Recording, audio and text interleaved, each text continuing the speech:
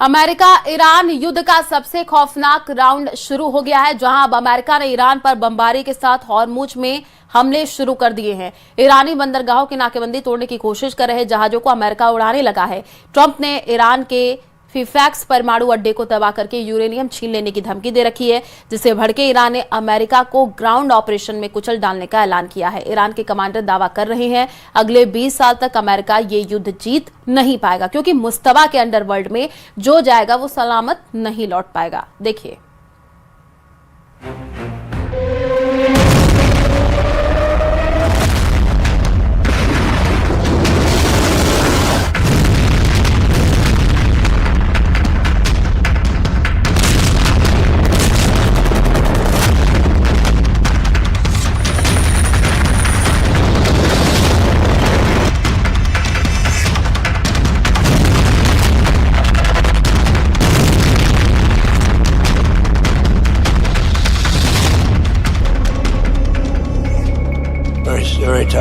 Very tough to watch, to be honest with you. Very tough. I think it's the toughest thing I do. If anything I do all this stuff, but I think it's the toughest thing I do.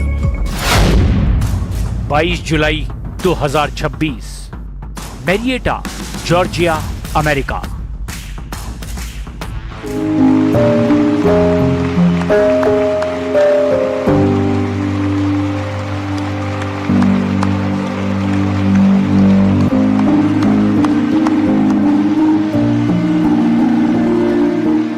ये सम्मान समारोह था। अमेरिकी सैनिकों की बहादुरी को सलामी देने का मजमा लगा था, लेकिन मंच पर ट्रंप का वही पुराना तेवर था। ईरान पर वही धमकियां, वही खौफ, ईरान को परमाणु ताकत बनने से रोकने का वही दावा।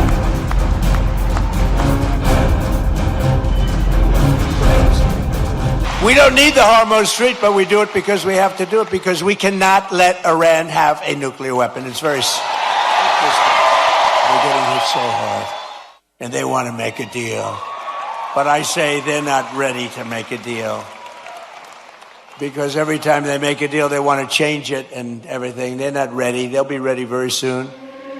ट्रंप की बातों पर खूब तालियां बजी, लेकिन जैसे ही उन्होंने लेफ्टिनेंट टायलर फीहन के परिवार का रुख किया, माहौल बदल गया।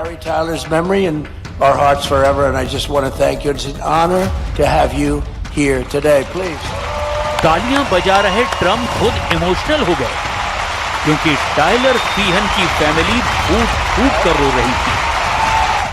ऐसे भावुक पल में ट्रंप कहने पर मजबूर हो गए कि ये उनकी जिंदगी का सबसे कठिन काम है।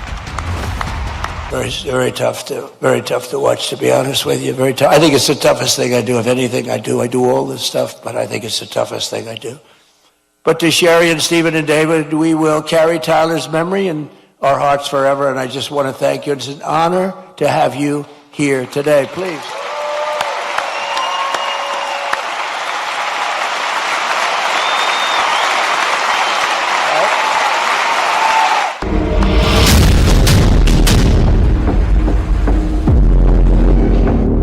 ये उस अमेरिकी सैनिक का परिवार है जिसकी मौत ईरान युद्ध में हुई है। खाड़ी युद्ध से अमेरिका में अब सैनिकों के ताबूतों की मात्रा बढ़ने लगी है। डेलावेयर के डोवर एयरफोर्स बेस पर पहुंचे 4 ताबूत इसकी तस्दीक करते हैं, और तस्दीक इसकी भी कि युद्ध बहुत टक्कर का है। अमेरिका जितने बम मार रहा है, ईरान उतनी ही मिसाइलें फोड़ रहा है। अमेरिका जितने जंगी जेट से हमले कर रहा है, उससे 2 गुने ड्रोन फाइटर से ईरान पलटवार कर रहा है। ईरान दावा कर रहा है कि अमेरिका से वो आंख का बदला आंख से लेगा। खाड़ी देशों में अमेरिकी सैन्य अड्डों को बमबारी करके दहलाने के बाद ईरान ने ऑयल रूट वाला हमला तेज कर दिया है।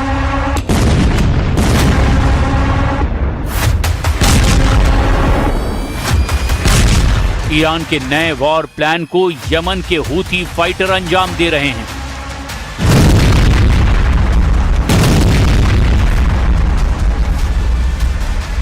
हूथी लड़ाकों ने सऊदी अरब के तेल जहाजों पर भयानक हमला किया, जिससे युद्ध का नया फ्रंट बन गया। लाल सागर में सऊदी अरब के 2 तेल टैंकरों पर अटैक हुआ है। एक था एंसीलिया और दूसरा था लैला। दोनों पर हूथी ने तब हमला किया जब वो लाल सागर में थे और बाब अल मंदेब की तरफ बढ़ रहे थे। दोनों पर बैलिस्टिक और क्रूज मिसाइलों से हमला किया गया। हूथी मिलिशिया ने इसे ब्लॉकेड के खिलाफ ब्लॉकेड वाला हमला बताया, क्योंकि सऊदी अरब ने भी हूथी के हिस्से वाले यमन के खिलाफ नाकेबंदी की हुई है। ना वहां समुद्री जहाज जा सकता है, ना ही विमान उतर सकता है, और ऐसा पिछले एक दशक से हो रहा है। इन्नल क़ुव्वातुल मुसल्लहतुल यमनिया सतुवासिलु अमलियातिहा अल-बहरिया ज़िद्द अल-अदुव्व अस-सऊदी व इन्नहा मुस्तमिर्रतुन फ़ी फ़र्ज़ मुआदलतिल हिसार बिल-हिसार व तुअक्किदु लिल-अदुव्व अस-सऊदी अन्न अय्य हमाक़तिन अव उद्वान यस्तहदिफ़ु बिही बलदुना फसयुक़ाबलु बिअमलियातिन कबीरतिन फ़ी उम्क़ि अराज़ीह व सतकूनु अवाक़िबुहा अलैहि वख़ीमतुन बिइज़्निल्लाहि व क़ुव्वतिही। हॉर्मुज़ बंद होने के बाद सऊदी अरब अपना तेल पश्चिमी छोर से निर्यात कर रहा है, लेकिन सवाल ये है अब क्या होगा। सऊदी अरब ईस्ट वेस्ट पाइपलाइन के जरिए यानबू बंदरगाह तक तेल पहुंचाता है। इसे पेट्रोल लाइन भी कहते हैं। यानबू पोर्ट से टैंकर बाब अल मंदेब होते हुए अदन की खाड़ी और आगे एशिया की तरफ जाते हैं। इस पाइपलाइन को पेट्रोल लाइन भी कहा जाता है। सऊदी अरब का ऑयल टैंकर एंसीलिया यानबू पोर्ट से निकला। इसके बाद ये जहाज दक्षिण में जेद्दाह पहुंचा, जो यानबू से करीब 350 किलोमीटर है। इसके बाद ये बाब अल मंदेब की तरफ बढ़ा, लेकिन रास्ते में इस पर जबरदस्त हमला हुआ।